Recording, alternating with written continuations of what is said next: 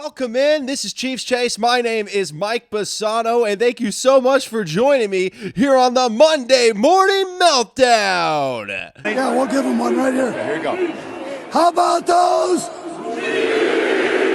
That's what I'm talking about, baby. We had to have this show for a few reasons. One, the post-game show yesterday, I loved it, but as you could tell, it looks like it was shot from a 1940s camera in a snowstorm, so that was a bit of an issue. So we're going to go ahead and do another show where we're reacting to everything that came down from the Kansas City Chiefs winning the AFC Championship game. Because not only was that game incredible, but the reaction that I have seen. You know, I record those post-game shows right as soon as the game ends. I mean, really, yesterday it was right after the podium because I wanted to see the Chiefs on the podium accepting their trophy, having a ball. And, of course, instead of seeing that, I had to see Jim Nantz ask one of his only few questions to Patrick Mahomes about Josh Allen. Why in the world are we living in a situation where Josh Allen is such the golden boy for the CBS, right? The entire broadcast was built around wanting the Buffalo Bills to beat the Kansas City Chiefs. And maybe that was CBS just reading the room and seeing that 31 of their fan bases would like an anti-Chiefs slanted broadcast. Maybe that's what it was. But you could tell from the very beginning that CBS had it out for Kansas City, that they had it out for the Chiefs. And then that was only solidified at the very end when Jim Nantz, while on the podium next to Patrick Mahomes, who has just won his 5th AFC Championship game to go to his 4th Super Bowl, or to try to win his 4th Super Bowl. He's already been to 5, or he's going to 5. To try to win his 4th Super Bowl and win his 3rd Super Bowl in a row.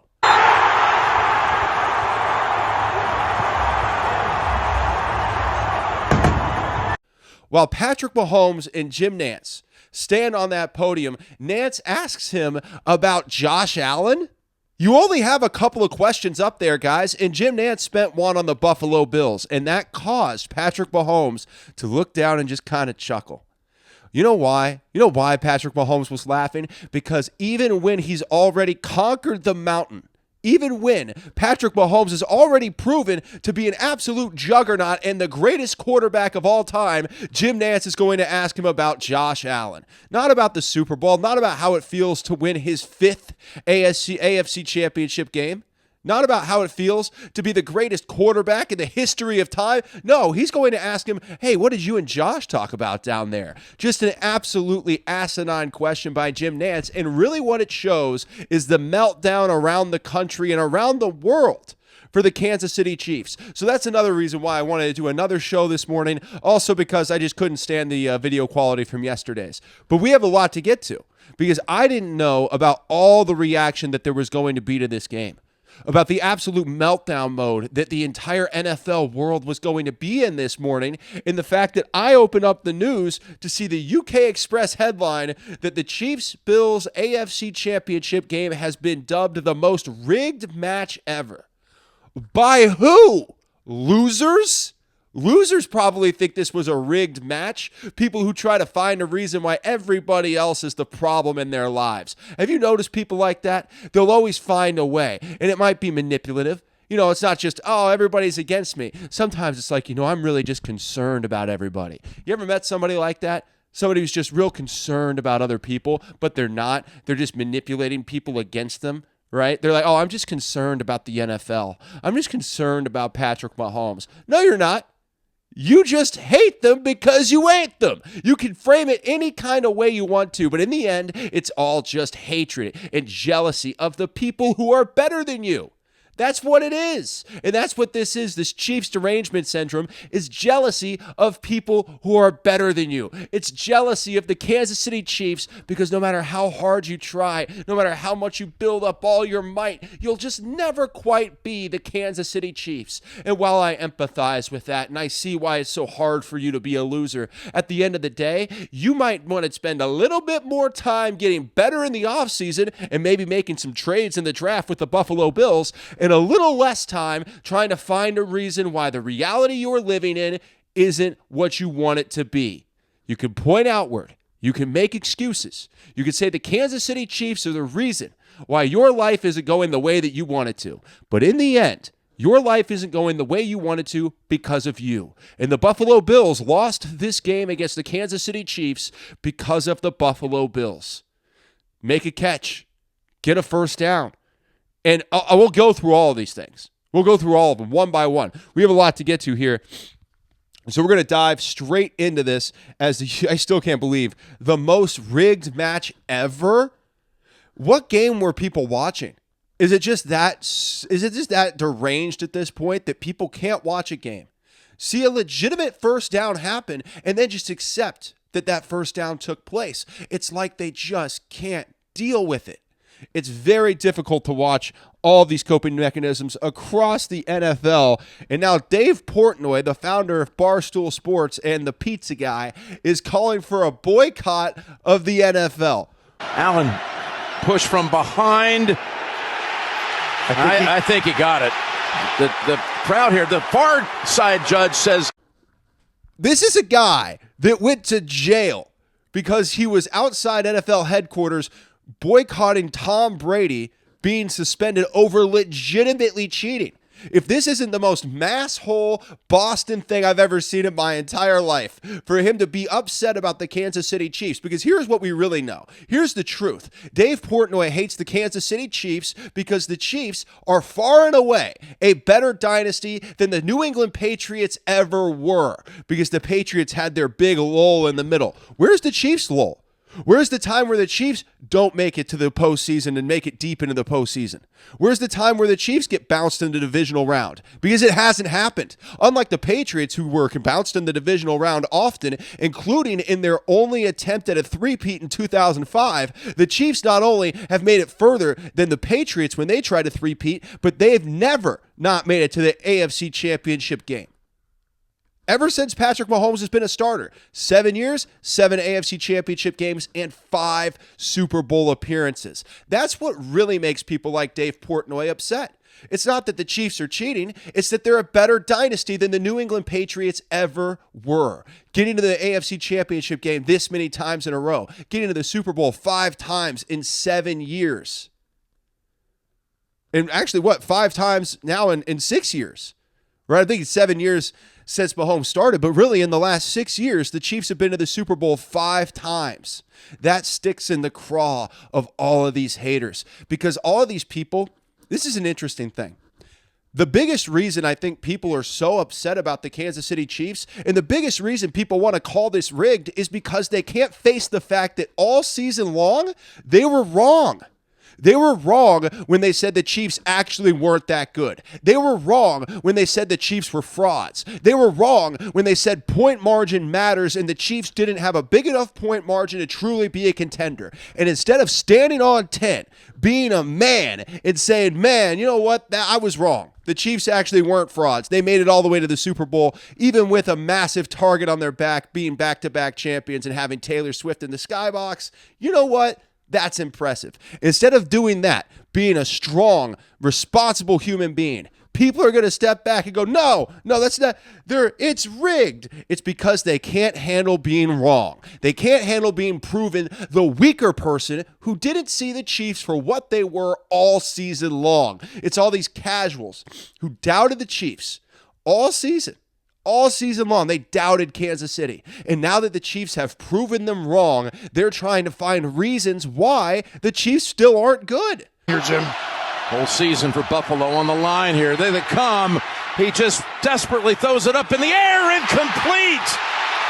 Kincaid was right there. People are so upset that they've been exposed for their horrible takes. Their horrible takes all season that were the Chiefs are frauds. Remember their takes all year long? The Chiefs are frauds. And now that the Chiefs have proven those takes incorrect by every conceivable measure, they now have to resort to calling the NFL rigged and threatening a boycott.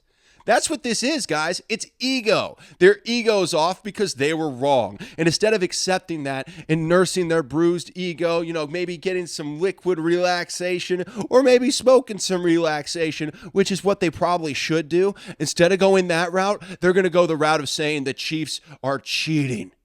That's the saddest thing in the world. All year long, you called the Chiefs frauds. And now that you've been proven wrong, you're going to resort to calling them cheaters? That's the Patriots fan epidemic that we have, and Dave Portnoy is leading the charge. That's the saddest thing I've ever seen in my life. And really, it's just the coping of losers. That's all it is. They can't accept the fact that they were wrong. They can't accept the fact that their take all season was incorrect about the Kansas City Chiefs. So instead of taking a step back, being a real human that stands on business and says, you know what? I was wrong. Instead of being that person, a respectable person, they're going to call the NFL rigged and threaten to boycott Dave Portnoy. And you know what? All he's really upset about is that the Chiefs dynasty is already better than the Patriots ever were. You know how often the Patriots got bounced in the divisional round during their dynasty? A lot. Including during their only attempt at a three-peat in 2005, they were bounced in the divisional round by Jake Plummer and the Denver Broncos. The Chiefs not only got past the divisional round every single year that Patrick Mahomes has been a starter, but they, in their three-peat attempt, have gotten all the way to the Super Bowl, the first team to ever get to that point while attempting a three-peat.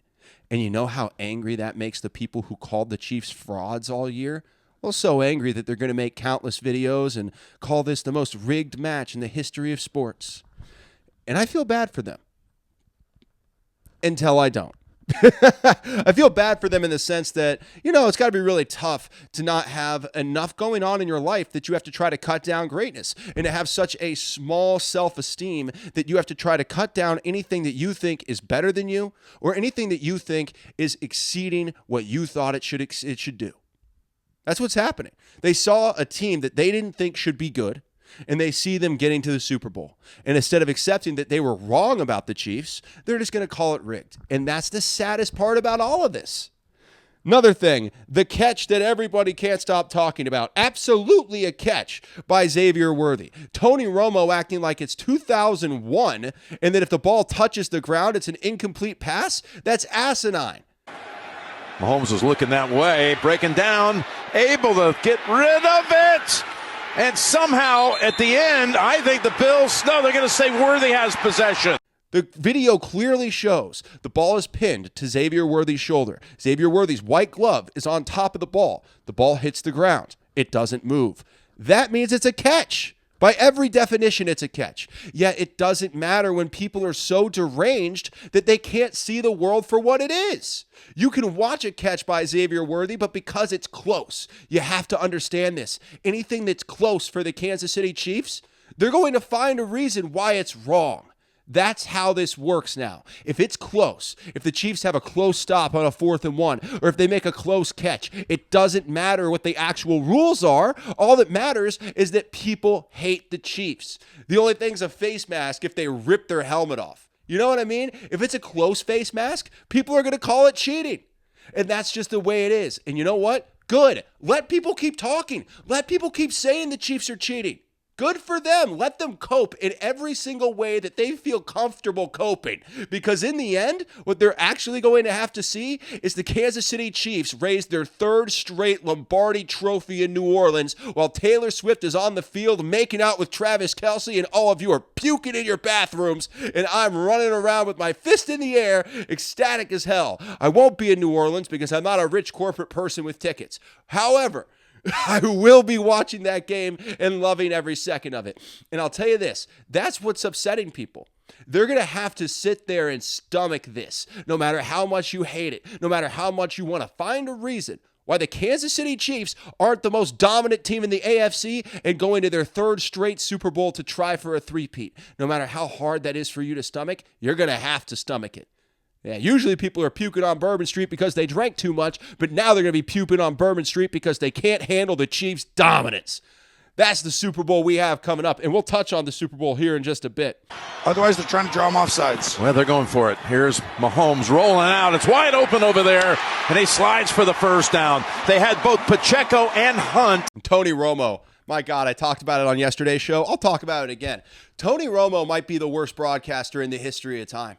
He fans the flames of these ridiculous narratives by saying that things aren't catches when they're absolutely catches. And people keep tuning into this guy who keeps saying the most nonsensical things in the history of football. And frankly, Nance was bad yesterday too.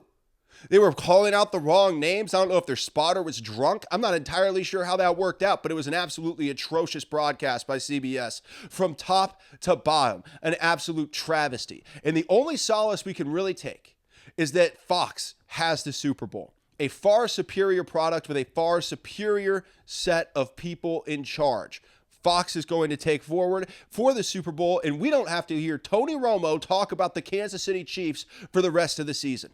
At this point, if you're watching Tony Romo talk about the Chiefs, it's on you, because it won't be during a game. This is the last time we've had to endure the Tony Romo experience for the Kansas City Chiefs, and I couldn't be happier about that fact. I actually think a lot of people couldn't be happier about the fact that we don't have to hear Tony Romo pontificate about things he has no idea about over and over and over again. Because at one point, Tony Romo seemed to know a lot about football. And then as the game evolved and changed, and Tony clearly never did any homework, he's gotten less and less informed as the years have gone on. You know, when he first came in and he was coming from a perspective of just being an NFL quarterback, Tony was really interesting. And then he didn't do his homework. Anybody's smart right after they finish playing, but you have to continue to do homework. You have to continue to learn the game. The game's a consistently evolving organism. And when you don't go out of your way to learn the game, well, then you're just going to go into a situation where you feel like the Kansas City Chiefs are getting special treatment because you just don't know the rules. And that's what happened with Tony Romo yesterday. He acted like the Chiefs were getting special treatment, when in reality, the Chiefs were playing exactly by the rules and winning by the rules. But apparently the rules, like what is a catch, they're not in Tony Romo's grasp. So at least we don't have to deal with him for the rest of the season. Now, the spot of the ball. It's clear the spots were accurate. You know what's funny? There's a reason why we have 100 cameras at NFL games, because there's a lot of different angles. And in order to get the right spot, you have to look at multiple angles, which means if you watch from one angle, it might look like the spot is wrong. But when you have 10 angles and you compare all 10, you get the right spot. That's why you have all these cameras. That's why you have all these angles. And yet on the internet, you could show one angle, make a narrative that you decide this is what it is, even though it's the only angle that shows it look like that and all the other angles show the truth. That's the difference here. And you can sit there and complain about the spot all you want to, but the spots are accurate. And that's the problem here. We have people who are so deranged and so jealous of the Kansas City Chiefs that they'll look at an accurate spot and decide it's not accurate. They'll decide the referees are helping the Kansas City Chiefs because they looked at one screenshot on the internet and they think that makes them a super expert on football. That's the saddest part about all of this. All these so-called experts, these people who looked at one thing on the internet and made their entire decision about who the Kansas City Chiefs are. But that's not really what happened, is it? It's people who are bitter. They're jealous. They wish they were the Kansas City Chiefs, but they're not. So what do? They decide to follow the narrative that soothes their broken heart for them not being the Chiefs. And that narrative says that the Chiefs are cheating. And no matter how false that narrative is, they're just going to keep riding with it because it makes them feel better in their heart. It's going to make them feel better about their inadequacies and the fact that their team isn't in the Super Bowl. So they're going to make it about the referees and the NFL because it's just so much easier than admitting you're not good enough. And that's what they're going through. It's a coping mechanism. At a certain level, you empathize with it. But at a much more realistic level, you're disgusted by it. Because it's that sad and pathetic for all of these fan bases and all of these people to be completely distraught over the fact that they were wrong. Because that's the people who are calling it rigged. The same people who said the Chiefs were frauds, who are only winning close games all season, they're the same people who are calling it rigged now. So really, it's just about a coping mechanism of them not wanting to be wrong. So they've decided to shoehorn in a conspiracy to try to alleviate their wrongness. Travels 45, Remigio able to shake off the first tackle. Boy, he's some returner to this kid. There he goes, down the sideline. Remigio still on his feet. And finally clobbered from behind. When in reality, what they're trying to do is protect their ego. It's adorable on one level, but on a much more realistic level, it's disgusting and sickening to my stomach to have to watch all these people cope in a way that really is nothing more than a pathetic excuse for wanting to come up with a reason why their team isn't good enough. That spot of the ball, man, I tell you what, people want to cut down the Chiefs. They're willing to spread as many lies as it takes. You know what? This is the truth, too. This guy, the Chiefs' hatred, it's an undeniable fact. The Chiefs' hatred did get more intense when Taylor Swift came around. And you know what? Good. Bring it on. I don't care that you don't like Taylor Swift being around Kansas City. As soon as she came to Kansas City, the Chiefs fans decided to embrace Taylor Swift. Why? Because she's one of us now. That's how it works. You come into the kingdom, all right, we got you. So I don't care what anybody has to say about the Kansas City Chiefs, and I don't care about the fact that the hatred went up exponentially when Taylor Swift showed up. If you have a problem with it, if you're going to cope that hard because you can't handle a pop star being at a football game, then maybe you don't deserve to watch football. You're just a little too soft for the game, because that's what it feels like to me. All this Chiefs hatred that spiked when Taylor Swift showed up, that's the saddest thing that I've ever seen. And I know I know the response. I already know the response to this. No, it's not because when Taylor Swift showed up, the referees started cheating. That's not true. Okay? The calls for the Chiefs have not gone further in their favor since Taylor Swift showed up. In fact, the numbers show it's actually gone the opposite way. This is just you trying to manipulate a narrative in your mind to make your hatred sound logical, when in reality, you're just jealous. You're jealous that the spotlight isn't on your team. Oh, why can't the spotlight be on the Raiders? Because they're terrible. That's why. Get better, get stronger, win more games, lock up the number 1 seed by Christmas, and maybe people will actually care about your football team. But until then, there's no reason for people to care about your football team. You have to win games. You have to go to championships. Right now, there's only 2 teams that matter in the entire NFL. It's the Kansas City Chiefs and the Philadelphia Eagles. And 30 other fan bases can cry themselves to sleep every night knowing that they just couldn't cut it. Whew! I got a little fired up there. You know what it is? I really don't like the fact that the hatred got so much larger when Taylor Swift showed up, because Taylor Swift didn't do anything to anybody. All Taylor Swift did was show up and cheer for her boyfriend, and it ushered in a new era of hatred for the Kansas City Chiefs that goes so far beyond anything we've ever seen for any team. More people hate the Chiefs than used to hate the Patriots, and the Patriots were actually caught cheating. That's how sad the NFL fans have gotten. That's how pathetic NFL fans have gotten. We've talked about the Brads and the Chads. Taylor Swift has talked about the Brads and the Chads. But the fact that so many people decided they were going to target the Kansas City Chiefs the second that Taylor Swift showed up, that's the saddest part about all of this. The second Taylor Swift shows up, everyone wants to target the Chiefs. Look in the mirror, dude. You're mad that a pop star showed up to a football game? You can't handle it? You can't handle a little crossover from the entertainment world into the football world? I don't understand your problem, man. What is it? You just, they cut to the cameras. They barely go to her anymore. That's the saddest part, too. People have all this hatred built up starting, again, it's undeniable. The hatred spiked when Taylor Swift showed up. And they barely even show her on camera anymore. But the hatred still runs hot, man. It still runs hot.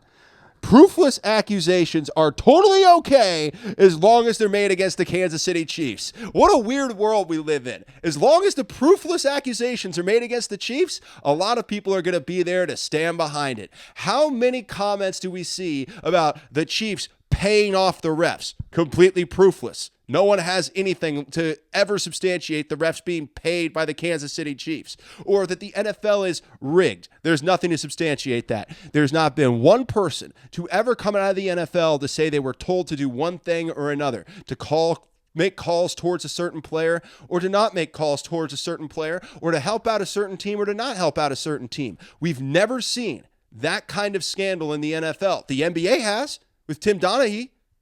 The NBA has that scandal. The NFL has never had that scandal. So these are just proofless accusations thrown around because people hate the Chiefs, they hate Taylor Swift, and they hate the dominance. They hate having to wake up every day and know that there is nobody better in the NFL than the Kansas City Chiefs. And that buries their soul.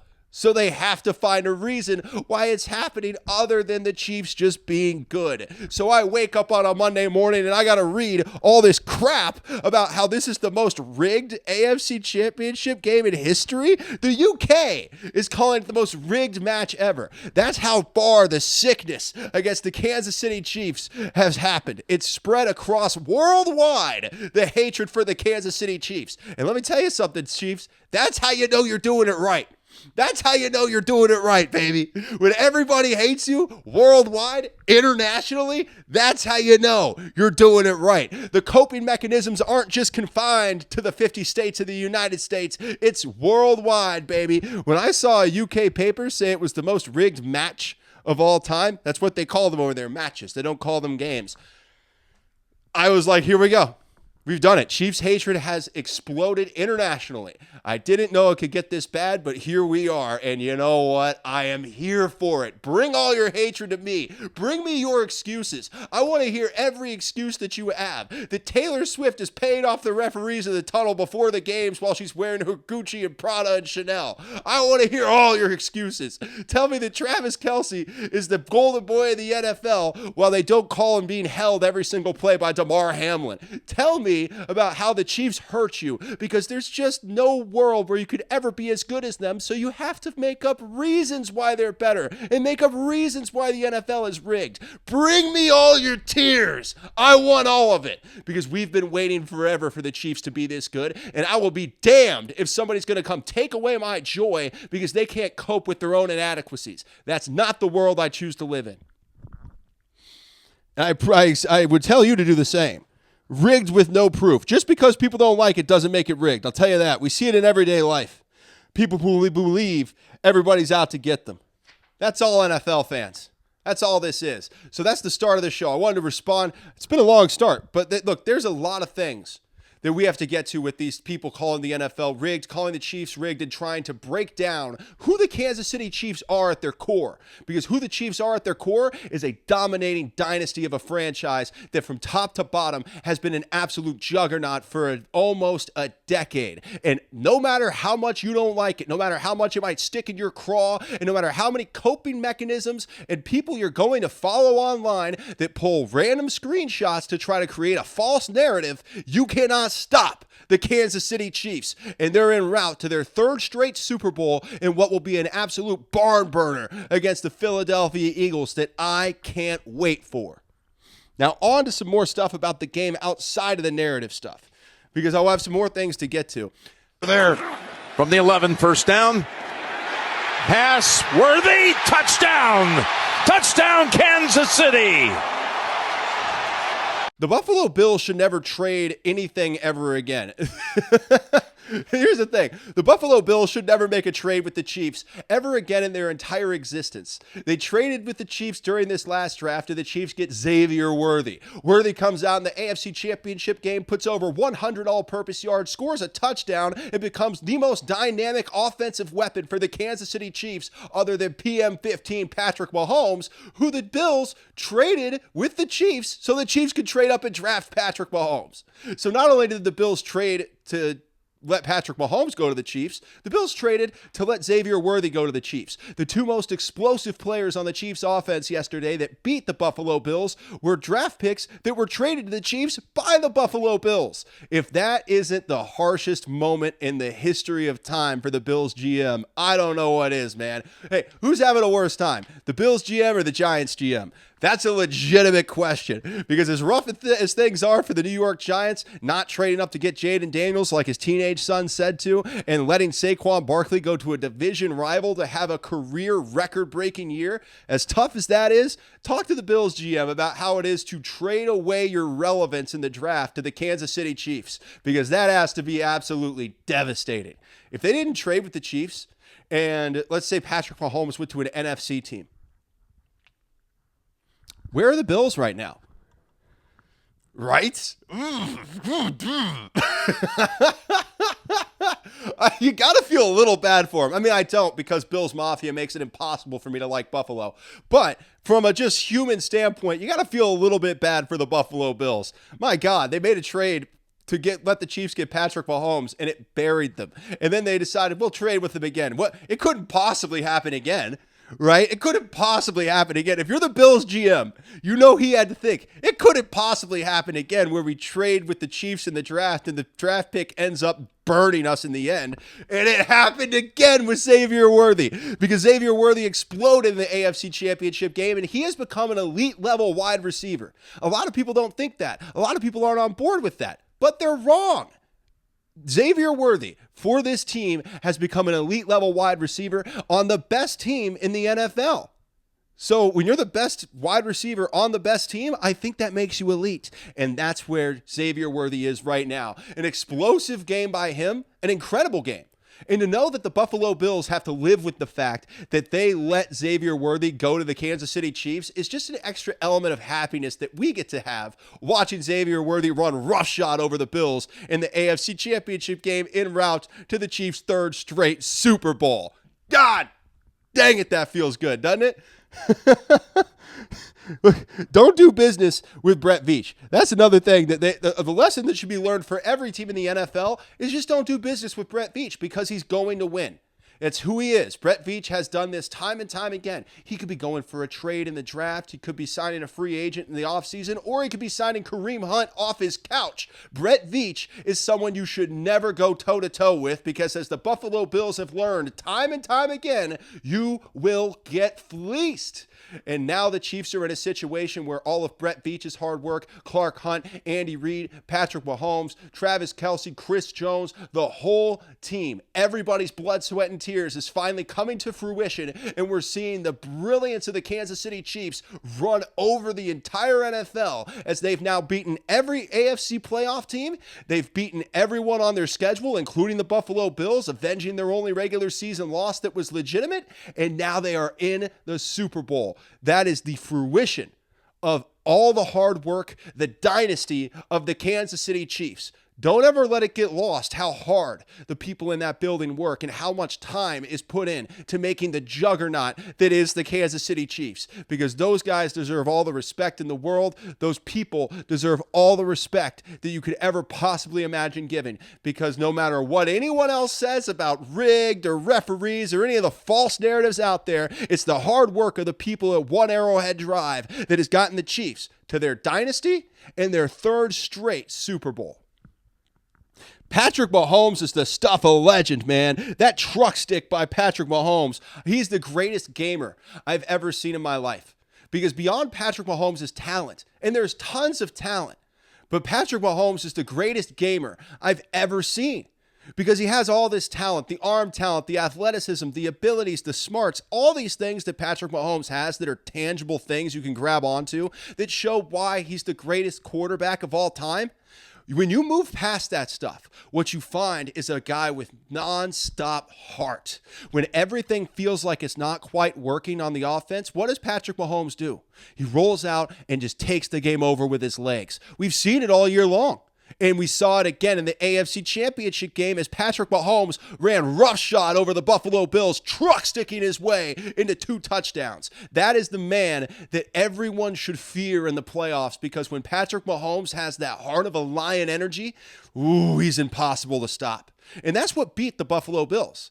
It wasn't the referees. It wasn't a call here and there. It wasn't a catch by Xavier Worthy. It was Patrick Mahomes putting the team on his back and running the ball when he had to make things happen. And that's the stuff of absolute legend. We should be so grateful to have Patrick Mahomes on this team. And people could say I'm glazing. They can say whatever they want. I don't care. This is a guy that puts his heart on the line every single year in the postseason. And he deals with all the hate. He has to answer stupid questions about the referees during the week. He has to stand on the podium after winning the AFC Championship game and have Jim Nantz ask him about Josh Allen.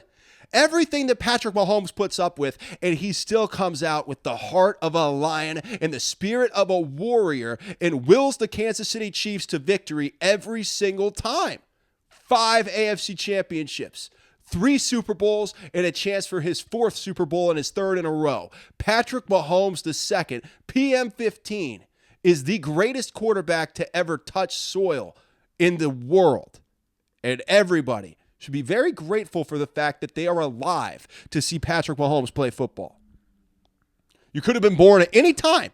You could have been born at any time, but you're born during a time where you get to watch Patrick Mahomes. And I see everybody saying the awful things. I'm sure everybody does. Everyone sees the awful comments, the things everyone says. God, just read my comments. You'll see people talking about how they want Patrick Mahomes to get CTE. And you know what? As sad and disgusting as that is, that I could sit here and Karen all over that and be like, how dare you? As sad as that is, all it really illustrates is how dominant Patrick Mahomes has been.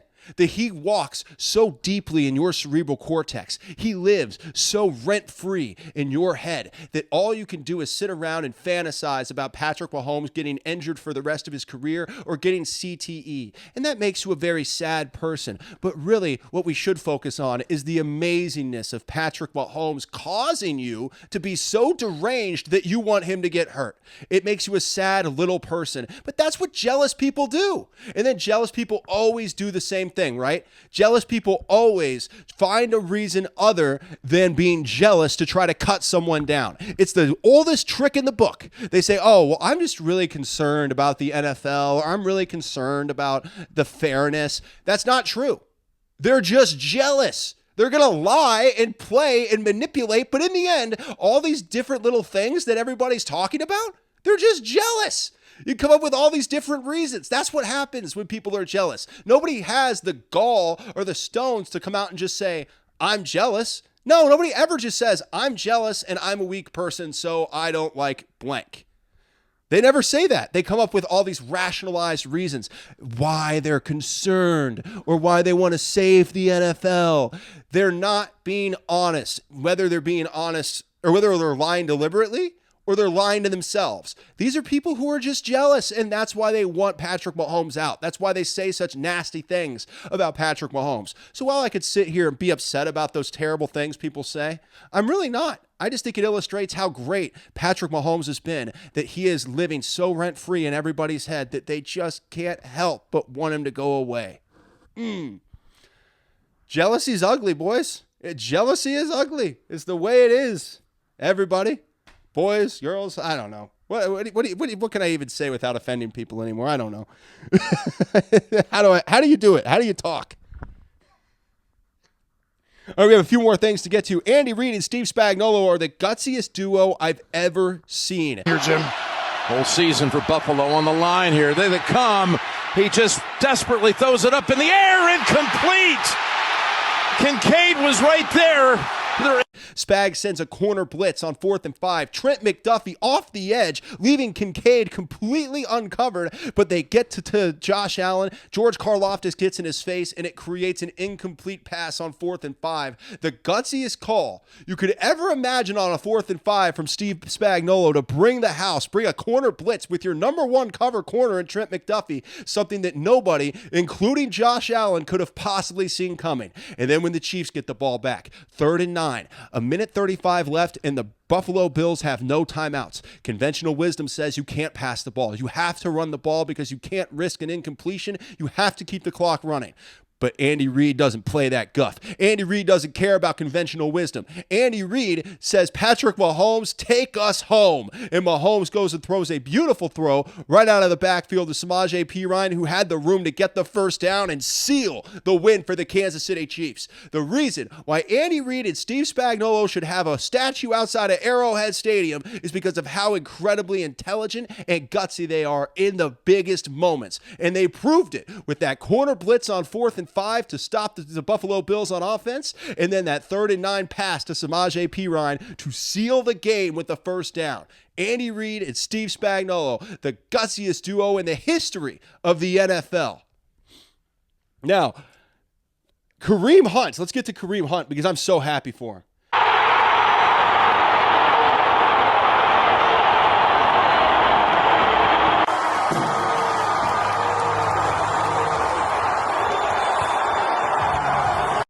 Let me tell you something. The Kansas City Chiefs are not in the Super Bowl without Kareem Hunt.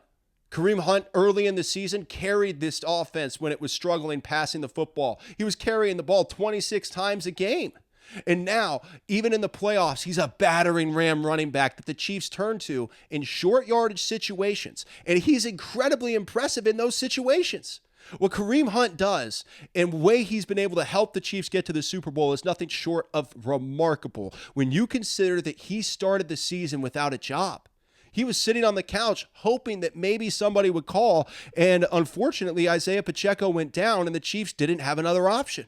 So they decided to bring Kareem Hunt in for what is a kick the tires kind of workout, and normally those workouts don't really go well. You know, guys are out of shape and not for Kareem Hunt. Kareem Hunt stayed ready. Kareem Hunt stayed on business, and he made sure his body was ready, and he came in and was immediately, after just 1 week off the practice squad, a bell cow running back for the Kansas City Chiefs. And now, even with everybody healthy, Kareem Hunt is still the best battering ram the Chiefs could ever hope for. A short yardage situation, doesn't matter. 12 yards out, scores a touchdown. That's the kind of player Kareem Hunt is, and it's why the Chiefs are in the Super Bowl.